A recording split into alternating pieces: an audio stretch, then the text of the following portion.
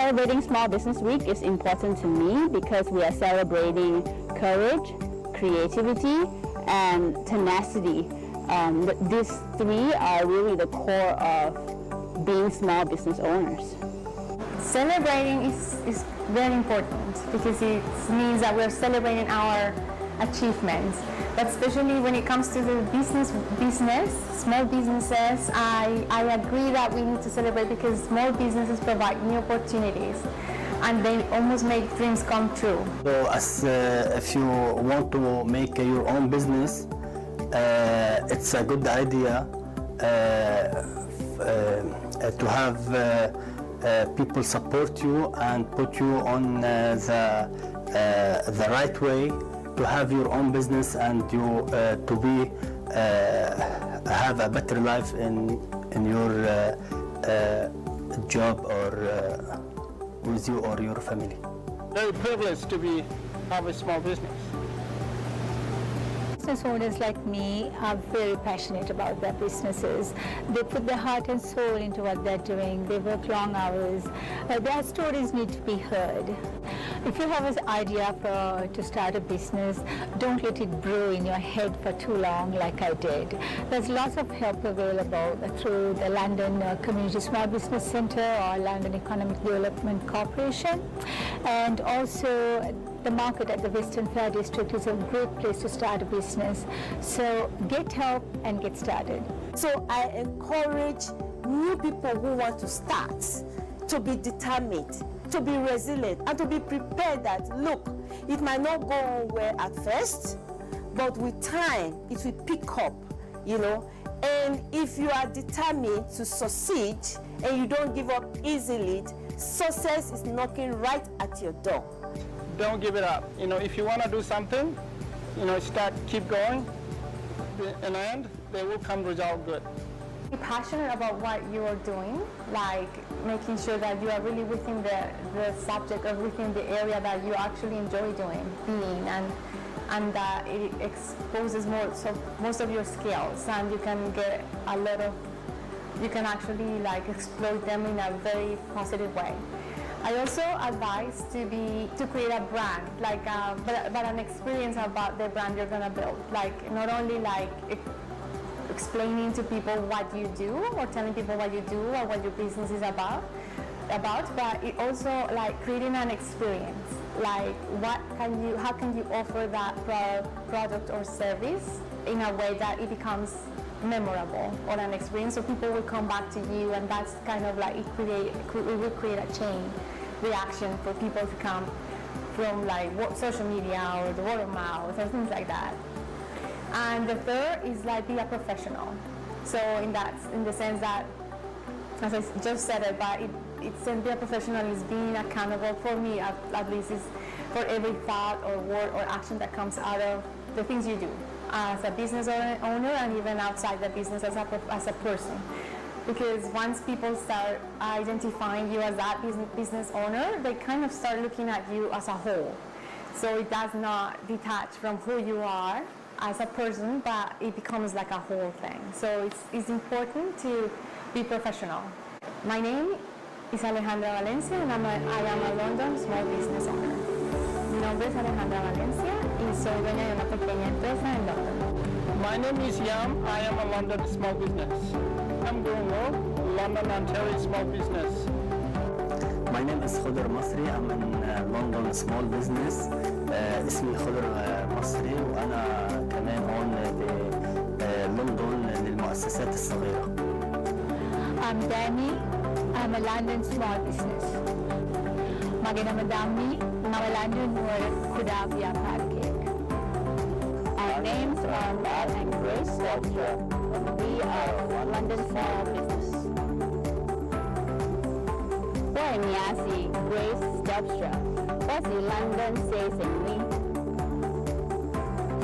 My name is Rosemary, Ehiemwa, and I'm a London small business owner.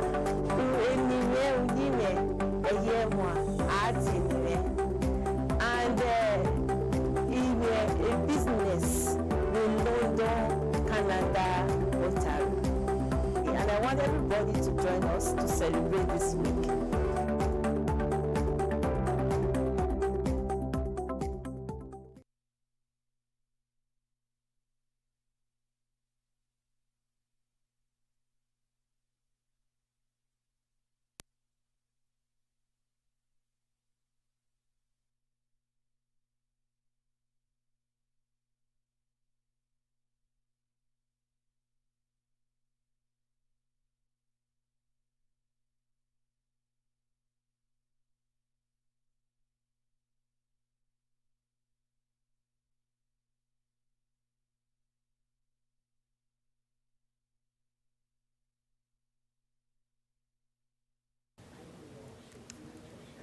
Welcome to the London Small Business Centre's second live stream session.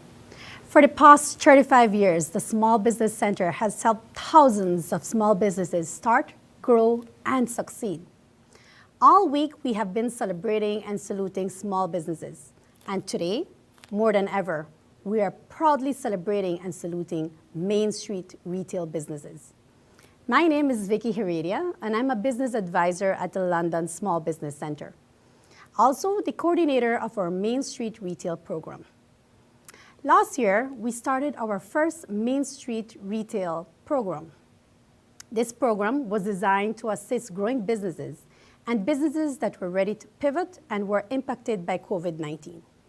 We are happy to say that with the partnership of the BIAs, we are about to launch our second year of the program. This program provides training and funding to eligible participants. Before we meet our guests, I'd like to thank our sponsors, the Federal Economic Development Agency for Southern Ontario, Fanshawe College School of Contemporary Media that is broadcasting these shows for us. Without further ado, our panel today comprises of individuals who have been part of a Scale-Up Main Street program. I would like you to join me in welcoming our panel. With us today, we have Angel Tsiga from the Fix Inc. Hair Salon. Welcome, Angel. We have Robin Lavery from Grow and Bloom. Welcome, Robin. And we have Michelle Pierce-Hamilton from the Tea Lounge. Thank you, Michelle. Before we individually go around and ask each panelist about their journey, I would like to ask our audience to please feel free to pose any questions to the panel.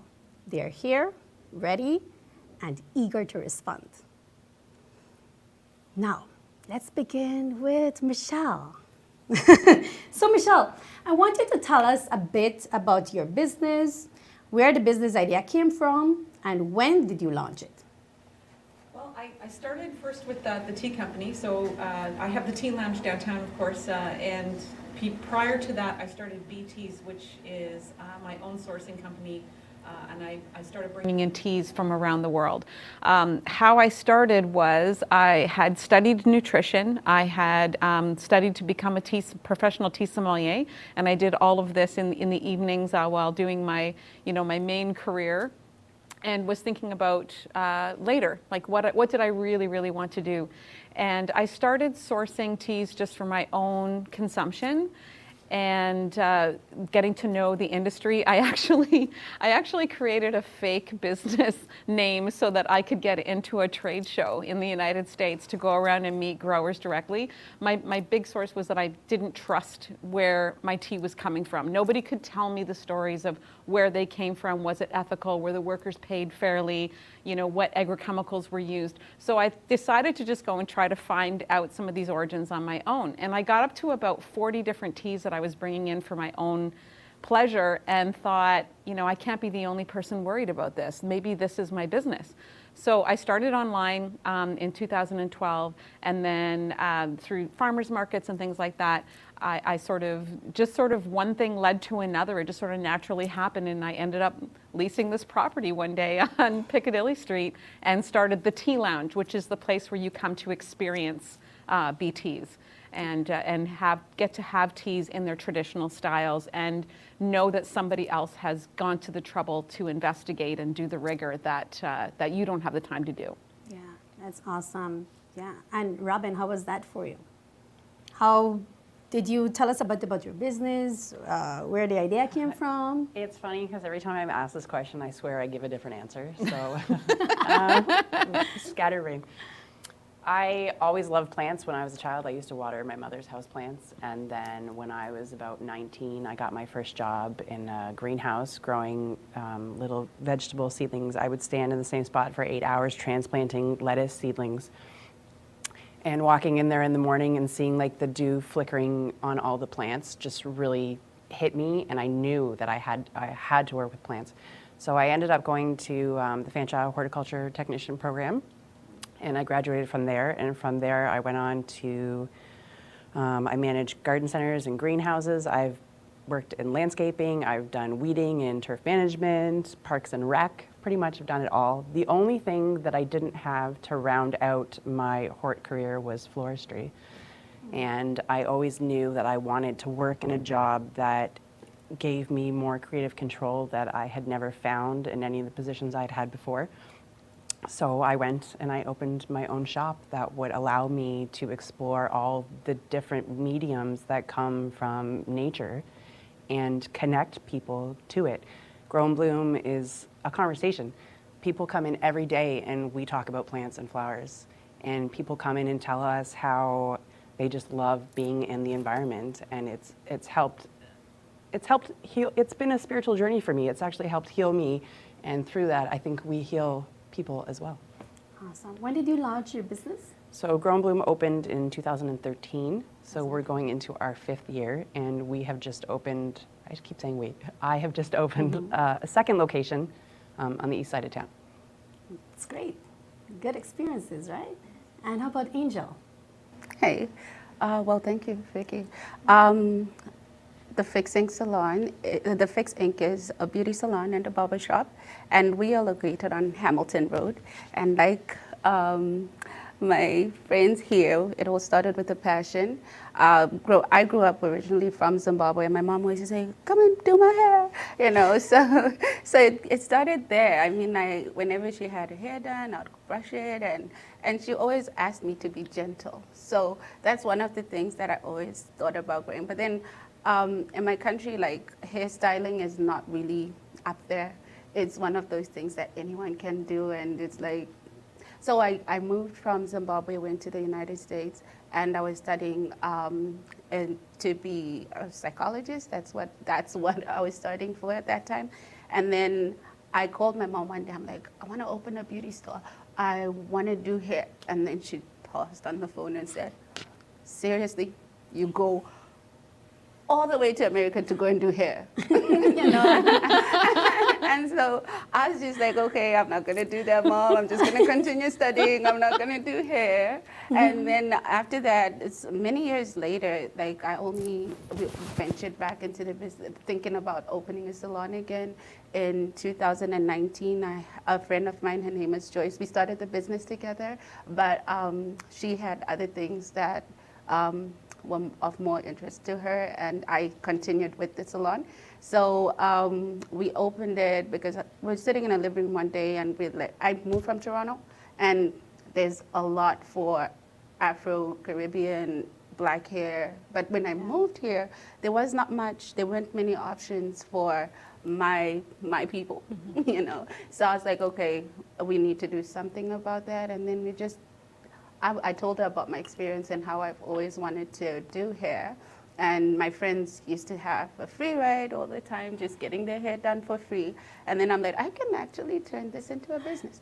And so from there, my friend Joyce then decided, okay, why are you not doing it? And then we started off by just saying, okay, we're going to do this. And then the first day, we just said, I'm going to go on Kijiji and see what's out there. And then a salon was closing, and they sold everything to us for cheap.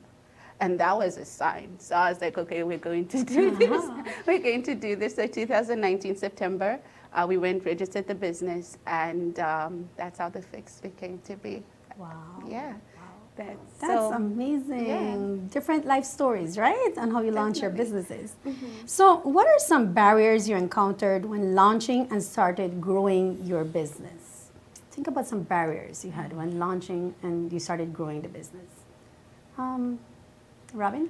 There's really not a lot of funding out there for, beginner entrepreneurs that don't have large chunks of money to invest in a business. And I find there's a lot of red tape and hoops you need to jump through with, banks to obtain any kind of funding. So it's really isolating. You're really on your own sometimes, having to figure it out. Okay. Yeah. And for you, Michelle? I think the biggest barriers for me moving from an online store farmers market model to a brick and mortar, I call it my big girl store, was the hoops with the city, because we wanted to serve food, became a restaurant. Even though really the majority of my business was pouring hot water over leaves, when we're a full restaurant now, but we started out just having scones and tea. But those were the biggest hoops, and it was very frustrating because it was difficult, just like Robin said, even to get access to funds. Now there are, in certain segments of the population, if you're, a graduate student or you're part of, some sort of unemployment benefit program. But when you're a middle-aged professional woman with a really great idea, with a passion burning inside you, it was really, really tough. And no small business experience. I came from the corporate world, thought that I would be able to tackle all of this and knew it all, and realized that small business is the Wild West. It's not the same as working in a company when you can pick up the phone and call the IT department, and pick up the phone and call the marketing department, and pick up the phone and talk to the facilities department. That's all you. Yeah. So that was, but I think I also was turned on by that at the same time because, I love a challenge, right? Yeah. And I never expected it to be easy. And there's, even though the barriers are hard, there's something about just sort of the white knuckling, doing it by yourself and figuring it out. That's part of the satisfaction that I think makes entrepreneurs unique. Right, definitely. Angel, and how could you relate to that? I know you said you had experience before, now opening a new business in London, a different country. How was that for you? Definitely. Like Robin and Michelle, I could relate to that. The city is a big thing. Like trying to get your stuff in order to have your business running. Like we had, the building we went into wasn't up to par, so we had a full year of just dealing with the city, and even up to now, there's certain things that we're still dealing with them. So that's like a headache.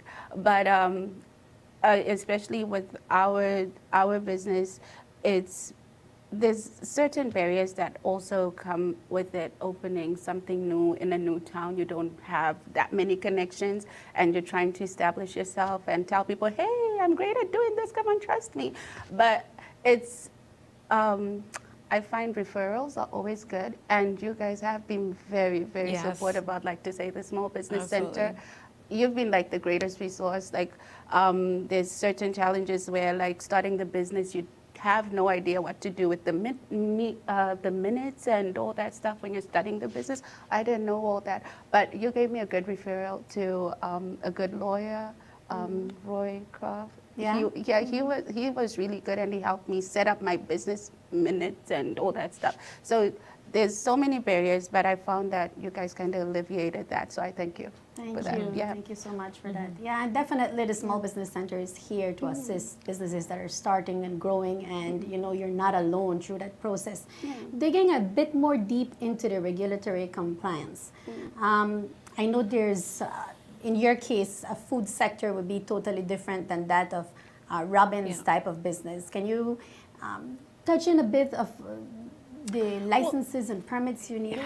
Yeah, there's so many, and they're not, even writing the business plan, I thought that I could write an amazing business plan because I'd written them in other contexts, but they're really unforeseen costs. I needed a grease trap, which I went and bought the grease trap that has to go under the sink, and then I didn't pass building inspection because the sink was a certain size, so the grease trap wasn't large enough, so I had to go get another grease trap that was twice the cost. That caused delay. There were sign permits. I'm in a really old building too. It's a 150-year-old sort of Victorian house that wasn't quite situated on the property correctly. So then as soon as you start to put signage on the building, then you find out there's these other things that were not in compliance. So there was, there's zoning bylaws, there's your business license, there's building permits were the big thing. Building permits we ran into a lot of roadblocks with, and despite trying to be proactive and go down and investigate what's going to be required ahead of time, a lot of, and I don't mean to criticize the city in this regard, but there was inconsistencies in information that were often very difficult to navigate. But we did find a resource at City Hall as well. I think it's the Small Business Connector.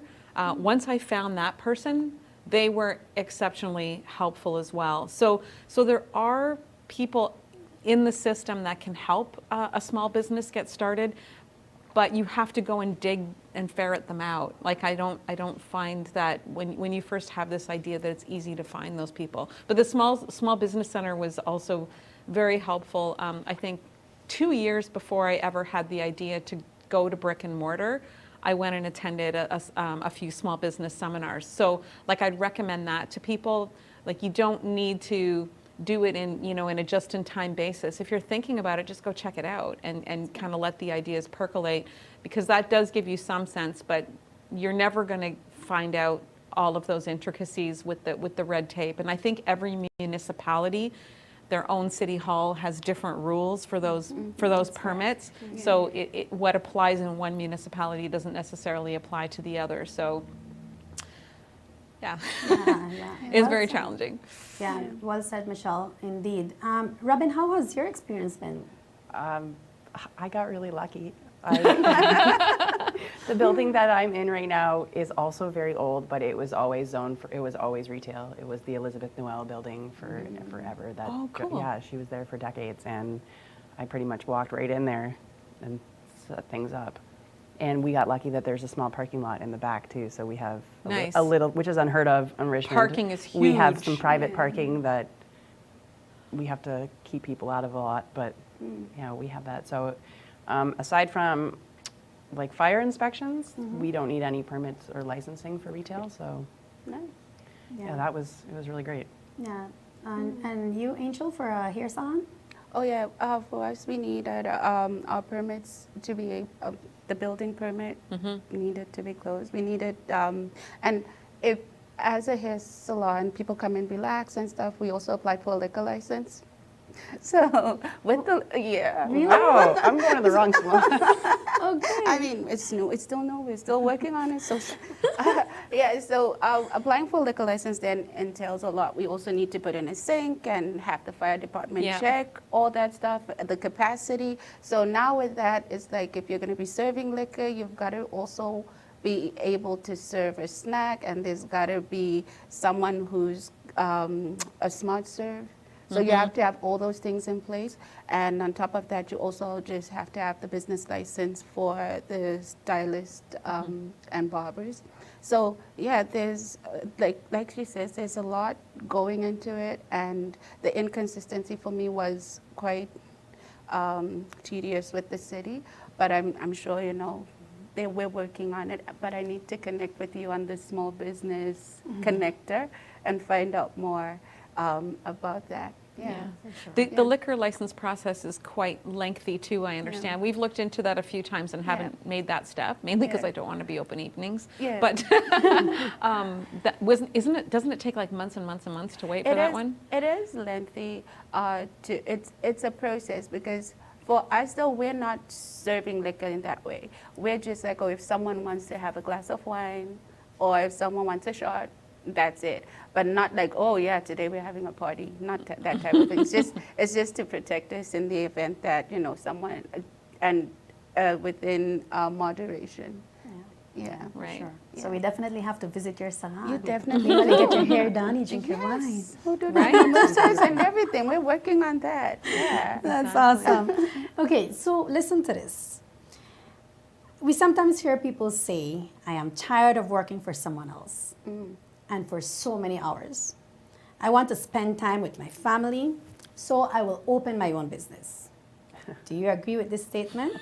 Why or why not? I always say that if you have a small business, you can work any 100 hours a week that you want.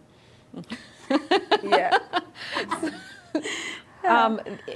There's definitely, you definitely have the flexibility, right? Like you get to decide to some extent what hours you're going to be and what hours you're going to invest. But the difference between working for a company, in my mind, and working for yourself is that when you work for a company, at some point you leave for the day. And when you own your business, you never leave. It's on 24/7. It's always in your mind, on your phone, in your email, the sticky notes that you have a great idea at 3 o'clock in the morning, or brushing your teeth and these sticky notes all over. At least I do. I don't know if you guys do that, but you know, sometimes you have the most inspired thought in the bathtub, and then you run out and you write it down, and it's on all the time. So if saving time is what you're after, I don't know that you'll find that, but you'll certainly find the peace and the joy in expressing your passion in a way that you can't when you're, you know, just a slug in a company earning a paycheck. Yeah. So you have to look at what you want differently. Can you add on to that, Angel? Because I see you shaking your head like, For sure. I was that person who you read about. But now that I'm in it, I'm like, what did I get myself into? I have no weekends. My kids, I did this to spend time with my kids. And I hardly spend time with them. It's like if they don't come to the shop, it's like, okay, I get home. This is me. I walk through the door. My sons imitate this all the time. I walk through the door. I put my things down. I don't have time to shower at night. I just go on the couch, bring my blanket. But yeah, it's a 24-hour job, as you say, Michelle. I feel like if you're not putting in 100 into your business, you're gonna slack. And it's one of those things that, yes, you do get flexibility, and you can close shop and you're not making money that day because you're closed. But if you're working for a company, you get your benefits, you get your hours, your time off, your vacation. There is no vacation in this job, honestly. But I guess with time, especially when you're starting out, don't expect that. But I believe with any business, you've got to give it time, and as you grow, I believe you'll become that person who can vacation anytime. But when you're starting out, don't count on it. Paid vacations in our world means you pay someone else so you can take a vacation. That's that's a good way to put it, Michelle. That's it. And now I want to turn it over to Robin. And I left you for last, Robin, because Robin is opening a second location. It already opened. We opened it last week. So what would you say about this? I feel that I might be addicted to being stressed out because as soon as I find a place where things are rolling really well, I add something else to our menu. So, you know, I run our social media, I run our website. We also do weddings. We have a huge flower sector, so that takes up a big chunk of the year. And then we have large retail. So there's a lot of stuff that needs to be done, and it cannot be done within 8 hours a day. And I also have an 8-year-old little girl at home that I try to spend as much time with, but you know, there's times at like 11 o'clock at night where I have an idea or I need to finish a project where I really should be able to run back to work and do it, but I can't, you know, you can't always do that. So I find the balance between the two. Sometimes, especially with my business model where we have a lot of stuff going on, I find we're short-staffed often. So these are a lot of things that you need to work through and figure out. I think the idea is eventually you get to hire out a lot of the stuff to take it off your plate, and then you can have more time. But until then, you got to keep grinding yourself to be able to get to that point. Right, because you're wearing all caps, right? That's it. You're doing, after your work, you're doing extra work. You're doing your bookkeeping. You are doing your marketing, your social media ads. In a perfect world, it'd be great to have 10 employees, but you know, with the taxes that you pay on that and the wages that people deserve to make, it's really hard to pay people what they deserve. So you take on a lot of it yourself. Right. That's the real dance, actually. it. I think in growing the business is figuring out when is the point that you can, where it makes sense to hire someone to do the pieces, because you can't do it all. Otherwise, if you're spending time doing those things that you could pay someone else to do easily, then you're not working on growing the business. You're not working on getting people in the door and advancing the business plan. And I've seen people do that, hang on to too much, and then struggle more than they probably need to. I was one of those people for the longest time. And like for me, social media is the biggest thing. It definitely it sucks a lot of time. Every single day there's another app that somebody says or that you should be on. Or they've changed the way that you have to use it. It's crazy, but because of the grant that I got through the Small Business Center to help sustain us through COVID, that was one of the ways that I invested it, was that I hired a social media guy to help me grow more business to the website and take that off of my hands. And I thought it was going to be a temporary measure to help me, because I did a new website like many people did to get through COVID and streamline my operation. And now you will pry that person's services out of my cold dead hands. It's given me so much peace of mind, because now I know it's being done correctly as well. Like me managing my own social media was like, if you know me, I'm of a generation that I just really don't get how to do this well, and I tried, and at least I got some presence out there, but it wasn't good, it wasn't consistent, it wasn't following a strategy. And I just love that I can go to bed at night and someone else is doing that. I have someone else doing my bookkeeping now, but it took me a while to get to that point, and I wish I'd done it sooner. I think there's like a lie that we tell ourselves sometimes, that we can't afford to hire more people, but it's like the chicken or the egg thing, that if you would just hire someone, they can help generate more revenue that will actually pay for it. But it's just getting out of the fear, Exactly. right? And living in scarcity. There's also a control freak thing with me, that it's only going to get done right if I do it myself. That's how I feel about my social media. I won't let anybody touch it. No one can take pictures but me, just me. You know, Michelle, you touched on COVID, and let's jump on that. How has COVID affected your businesses, and what have you done to overcome it? And you touched a bit on it, Michelle, so probably you may want to continue. COVID has been hard. Really, really, really hard. So I went through, all the stages of grief. I went through those. And I honestly, March 2020, thought I was done. I just...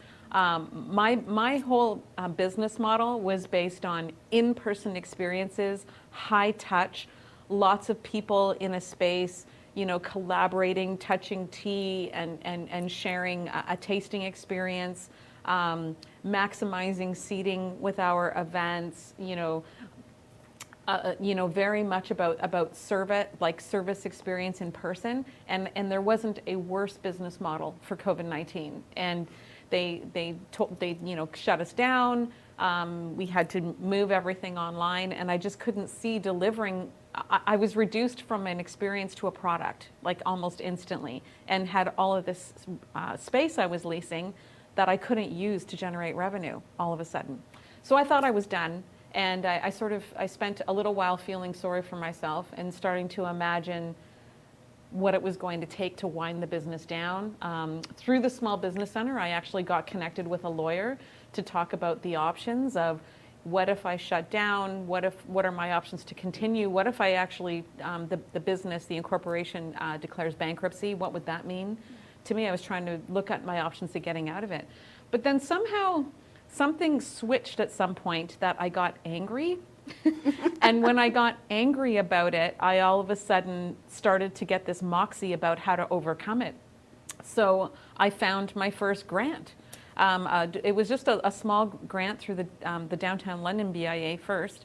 And then, my landlord was also really good at working with me in terms of the rent initially during that first lockdown.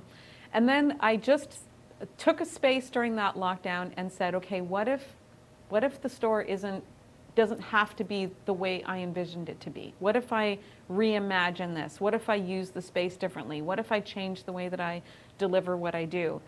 And because at the end of the day, I still had a product I was really, really proud of. And people could still experience that at home.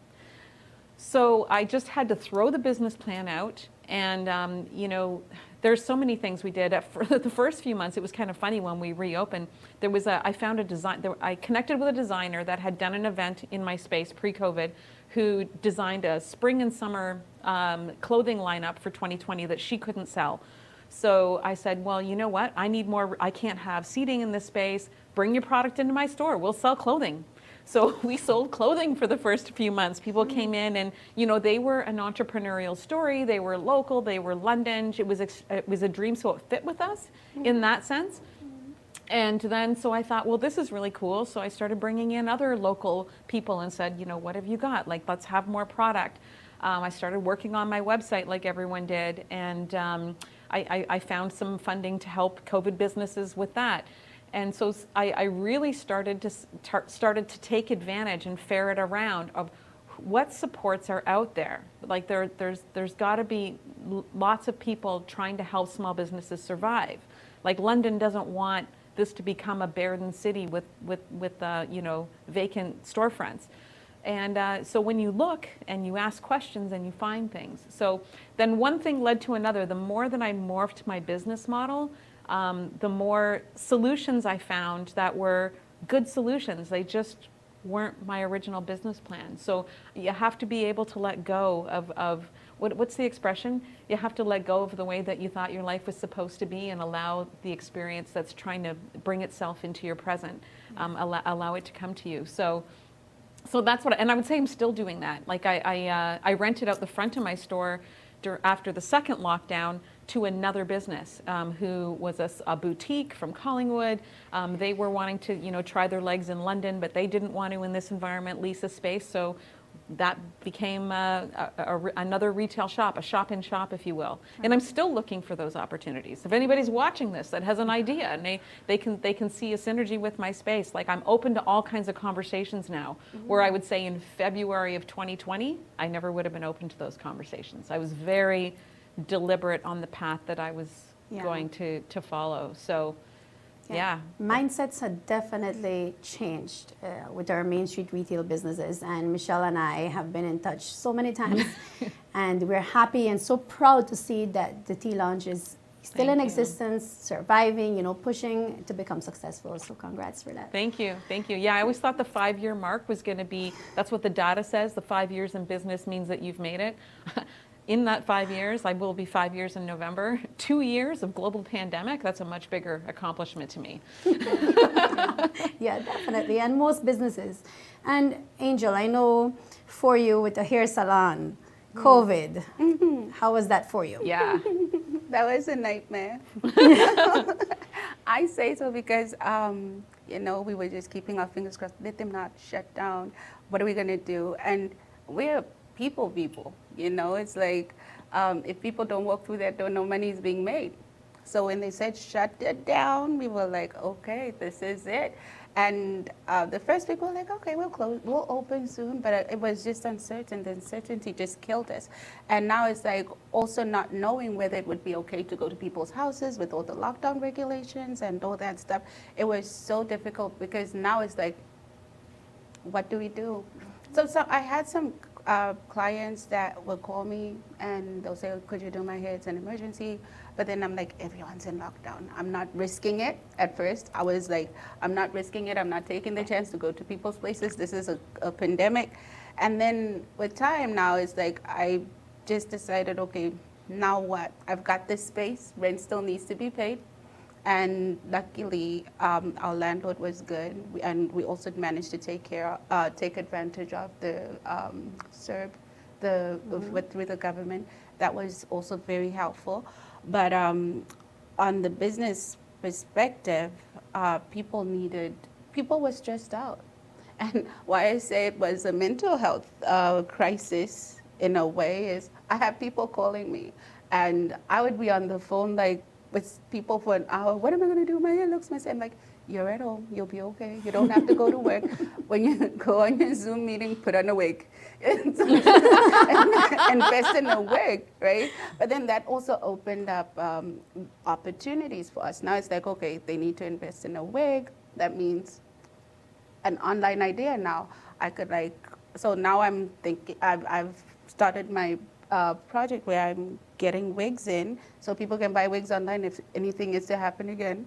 And it also opened up the opportunity for us to look into products so that we could push stuff online now. Right. You know, so I worked on different products, and some of the things we started our own oil, like based on what we use in the store. And we started our own oil, which is really good for any type of hair, really. It's a conditioning oil. And we started selling that, and we started doing like care packages where if someone was at home, they needed an oil treatment and stuff, I could drop it off for them and they could do it, and just instructions on how to do it. So it opened up those opportunities to think outside the box. That's one thing I'm grateful for, really, thinking outside of the box, because when you're consumed and, okay, people are gonna come in, I'm gonna service people, and that's my business. You also have to think, okay, if this shuts down, what am I gonna do? So that was the opportunity that it created for us. But like Michelle, with this space, you've got to think of genius ideas of what it is you need to do, because it's a lot of space. And when we were going through the pandemic, I did a lot of reading. I took classes. I took a little bit more courses on different styles, because as you go in, like, styles are changing all the time in the hair industry. So different styles is that you could work on. So it's like all those things, like watching so many YouTube videos. It was a good opportunity to learn. Yeah. So that's what I did. I learned a lot and thought outside the box. Right, right. Yeah, and going online with your products, I remember talking to you too. Okay, you got this great conditioner, let's get that online, you know, and at least try to bring in some sort of income. Yeah. And Robin, again, I saved you for last because Robin's story is interesting. Yeah, I don't want to be that guy, but COVID actually gave us a lot more opportunity that I didn't think was there. In the beginning, I was really scared because my husband and I both own small businesses, and at first with shutdowns, there's no income.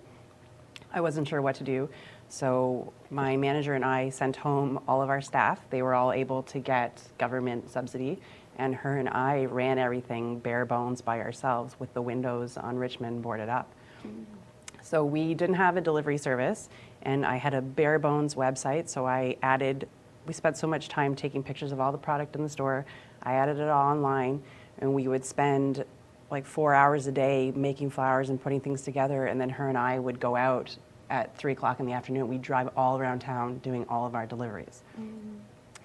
And we did that for a while until we got through the summer, through all the lockdowns and stuff. We ended up bringing on a delivery service, and what I found through this experience is that everybody loves plants. And everyone was at home, and everybody wanted to, bring life into their space and make themselves feel better. So there was already a bit of a plant boom before I started my shop, but COVID it was like gasoline on the fire, just took off. And we sold so many plants. We were sending flowers out everywhere.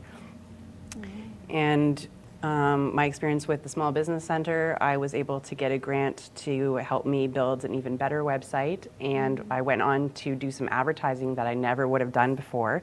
I have a friend that works for Rogers, and we did some really unique targeted advertising that got us so much exposure on our website through the holiday season. We blew away targets this last Christmas, which was really great. So, yeah, things have been really good for us, so much so that we've grown the business to a point where we can have a second space, and we have so many more weddings coming in, and it's been really great. And it's been kind of a humbling experience because I've seen so many other businesses not make it through.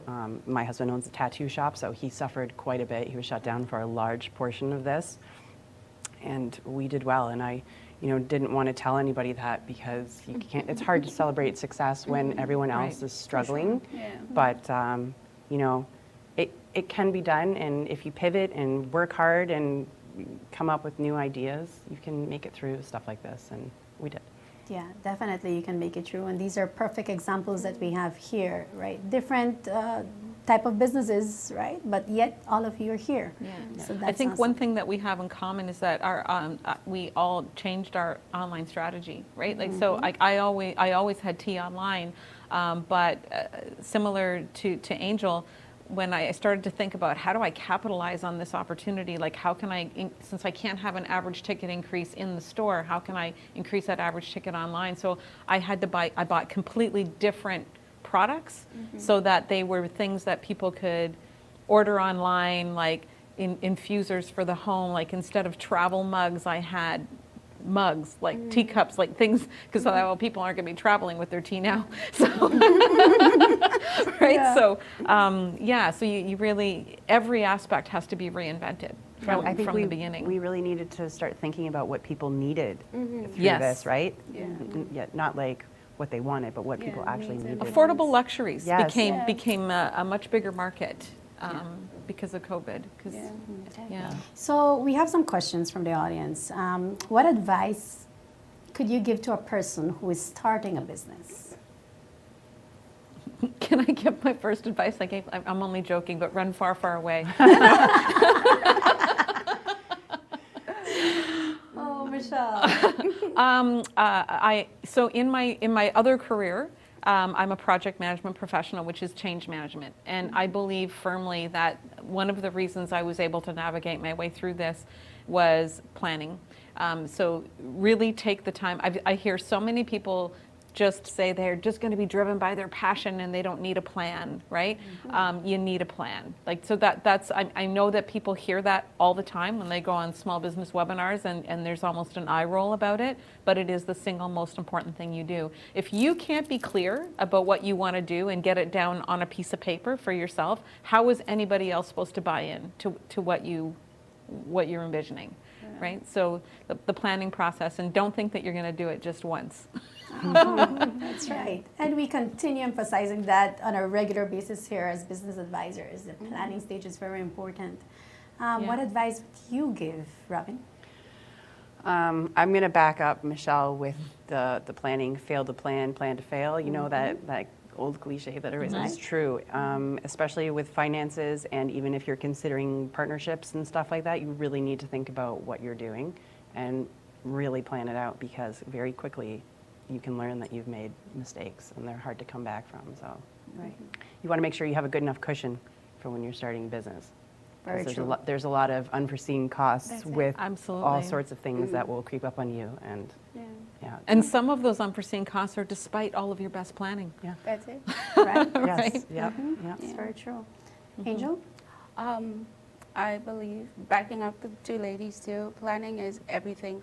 I went as far as doing a vision board where where my planning was more strategic, and I want this, and the universe bring it to me. No, it doesn't work that way really, but it does in a way. If you do plan it, you will succeed in a way. Because like for me, on my vision board, I've checked off 4 things now, and I'm proud of that.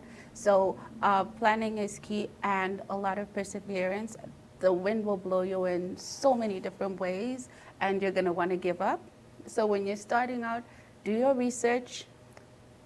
Something I learned from the program we took the last time, understand your competition. Like, understand your competition. Because for me, I don't look at my competition as, okay, this is competition, so I've got to fight with them. I actually support my competition.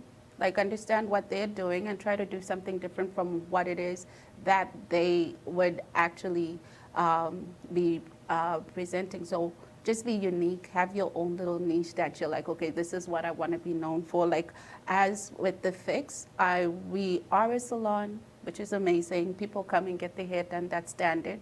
But we also I have a background in mental health and addictions, and also just talking to people. So I find a lot of people come and just sitting there, it's just like they download, and we can talk and just like chat about stuff. And if there's certain things that people need help with, I can actually give some resources to go to certain places for different services that they may need. So I feel like just knowing what you want and not giving up, planning, and taking it as the wind blows.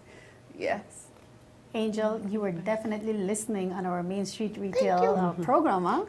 Those were muddled discussions. Good job. Yes. Yeah, that's but awesome. indeed, we keep emphasizing on knowing the competition. And that leads to one of the questions that we have. It says, what platforms do you recommend for online sales? And what has been your experience? I'm going to let one of these ladies go first. I could go. The BIA had a program with Shopify where they taught you how to put your product on Shopify and do that.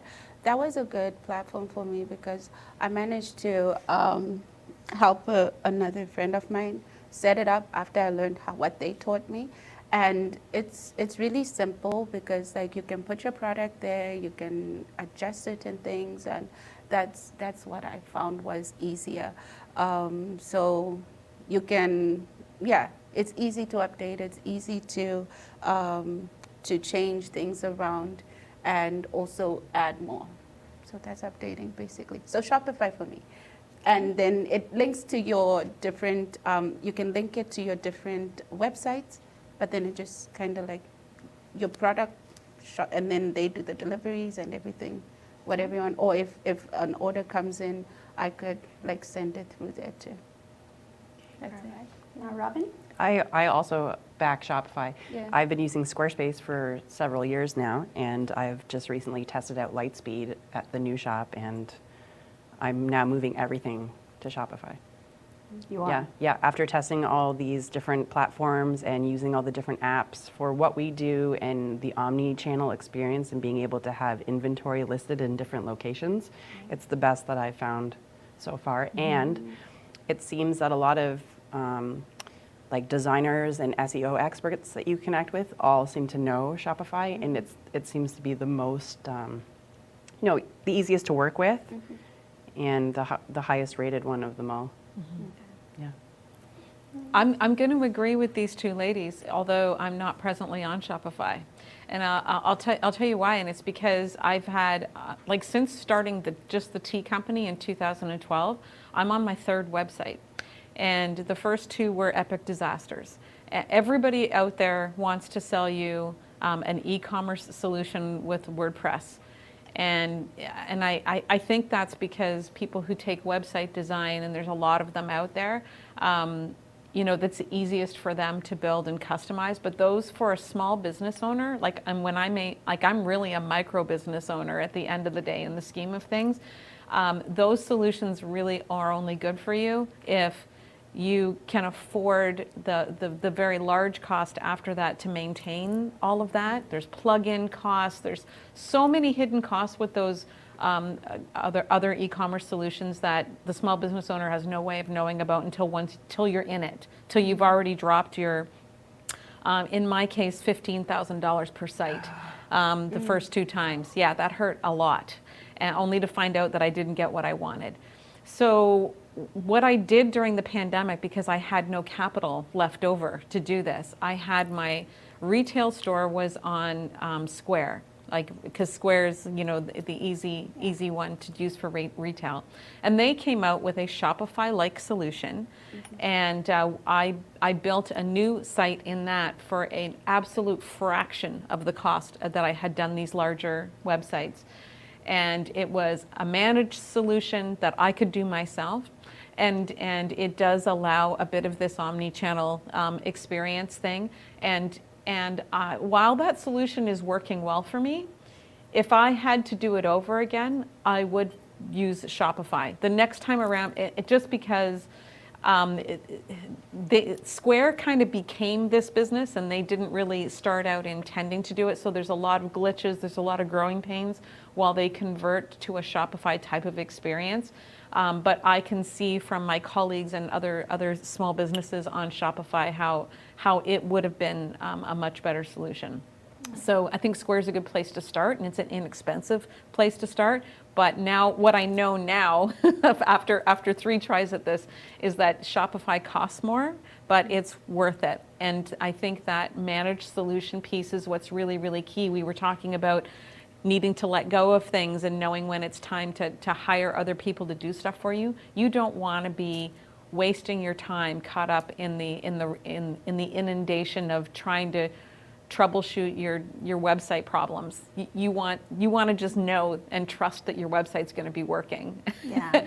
and know that somebody else is taking care of that, and that products are easy to add, that you're not going to spend hours and hours and hours updating products as you change things, because the whole key is to remain nimble, right? Mm-hmm. If you can't remain nimble, if you can't do it quickly, if you can't get a photo on there fast, that's the other thing I did. I don't know if you guys did this, but I started out the first time around, I hired professional photography to do all my photography and realized I can't do that every single time.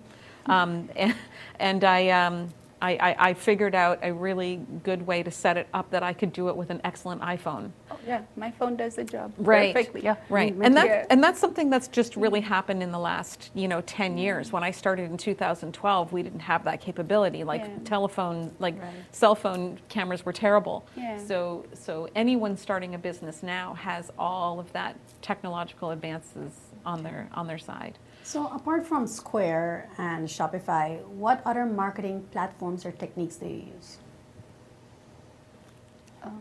Angel? Yep. For me, it's mostly social media. Like marketing is mostly for social media for me. Instagram has been a great thing because I always ask people, and Google My Business.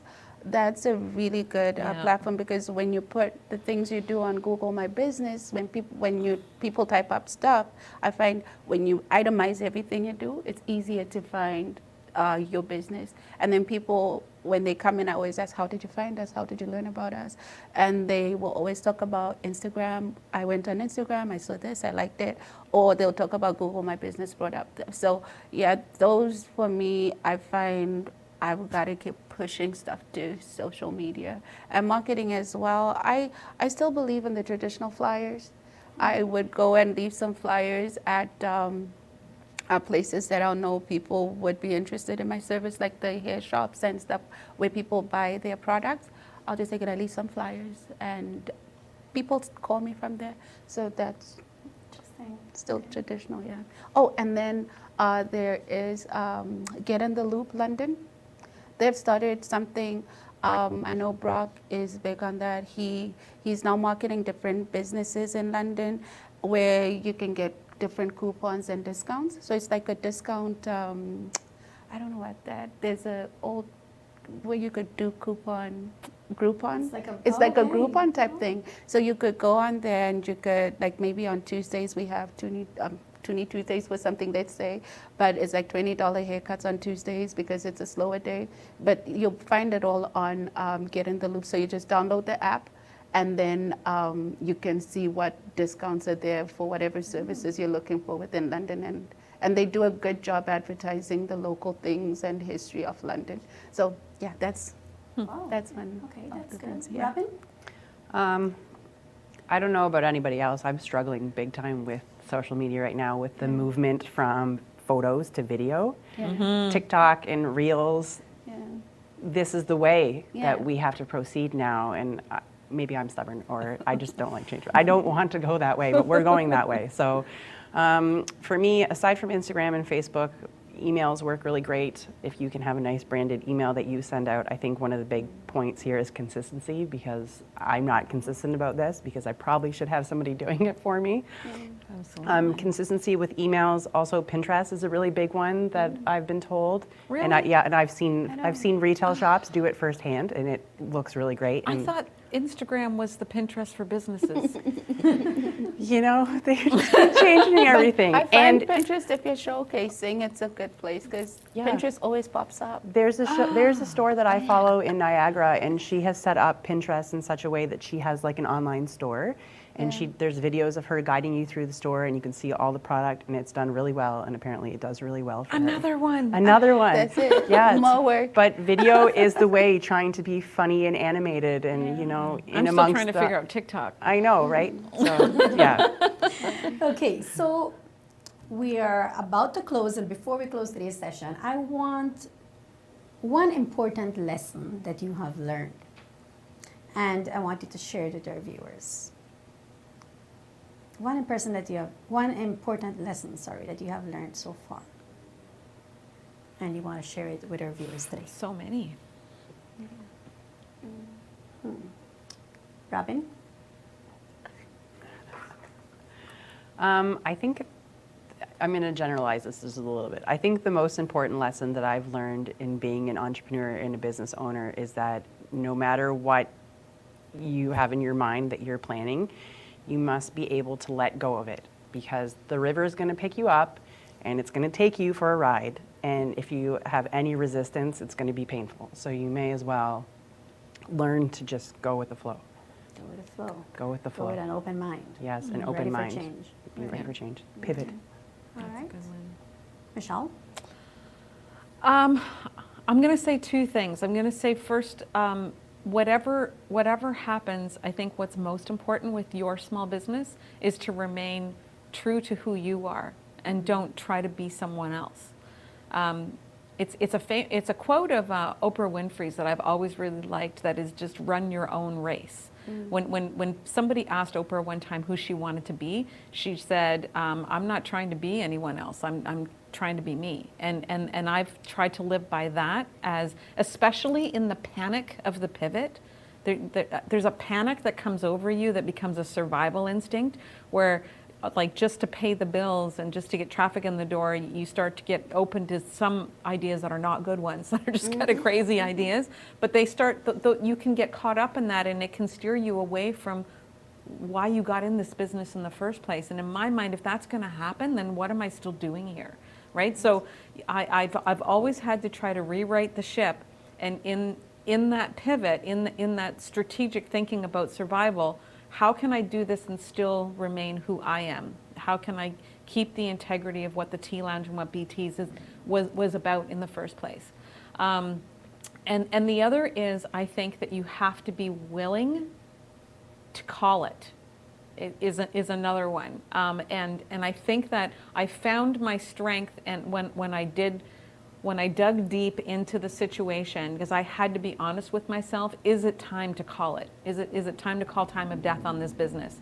And I found a way through it. I found that it wasn't, that if I could just change the way that I looked at the situation and change the way that I thought, I could find a way through it. But I think there's times when businesses do have to call it, and you can get too passionate, too caught up in the romance of your own idea that I've seen people not call it when they should have. And so there's applause and all kinds of satisfaction for making through it, but you also have to be willing to admit when your idea is not working. Right.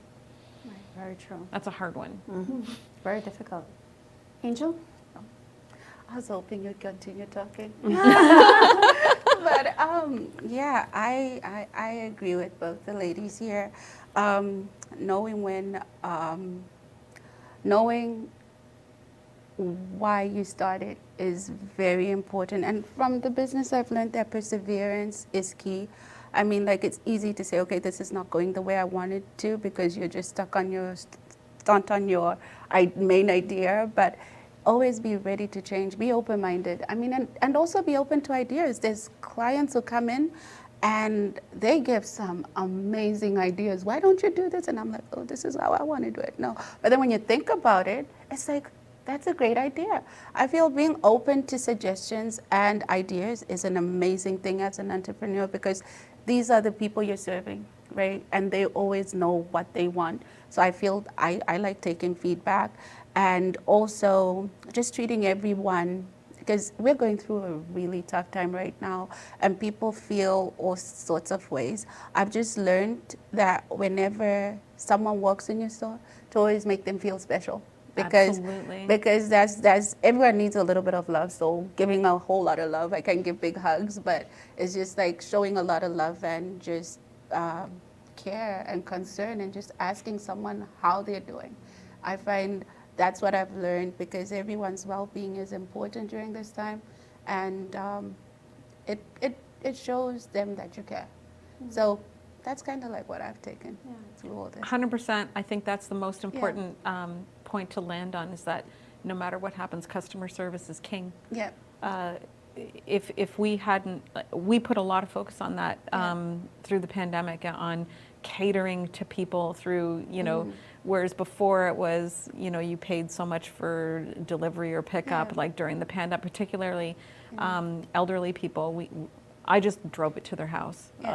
You know, like nobody knew what was going on, but customers, people in the community want to support small businesses in the community, right? And they want connection, and they want to feel like something matters, right? And that's what businesses like ours can offer that all of the cookie cutter chain stores can't. And we gain their trust and begin to trust us, and you know, and it's personal, so it's like.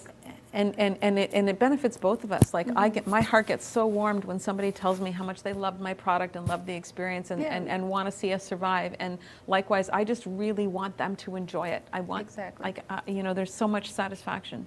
That's why we're in this. That's it. That's exactly why we did it, right? Well said, well said. So it is Small Business Week and we're celebrating. So what are you doing to celebrate this week? I'm here. Yeah. Yes, and we're very thankful for that. Robin? I'm holding celebrations till the end of the month when we complete our last wedding installation. This is a really big time for us when we switch from wedding season to retail focus. So we've all got little bottles of champagne in our flower cooler that we're gonna all drink. Oh, that's nice. Okay. Nice. Angel? I hadn't thought about that, but I would really like to do something for my community, just so they can come, if it means just like coming in and just within the government regulations, of course. But we're looking at doing something fun, like people just come in and offering like a free cleanup for those who are in need. That's something that I'm looking into and push and advertise it. But that's how we're going to celebrate, giving back. That is awesome. Nice. Well, you have all definitely helped us in celebrating Small Business Week. Thank you so much for joining us, and thank you for sharing your experiences and your journey with us today. I'm sure the audience is very satisfied, and we have a lot more questions coming on, but the time is limited. And thanks to our Federal Economic Development for Southern Ontario and the school, Contemporary Media, Fanshawe College, that are here doing this wonderful job. To our audience, thanks for joining, and don't forget to join us for the remainder of this week as we continue celebrating small businesses in the food and beverage sector, and an interesting discussion that you don't want to miss on Thursday on entrepreneurship for newcomers. Remember, buy local and support local. Thank you. Thank you, Vicki. That was great. Thanks.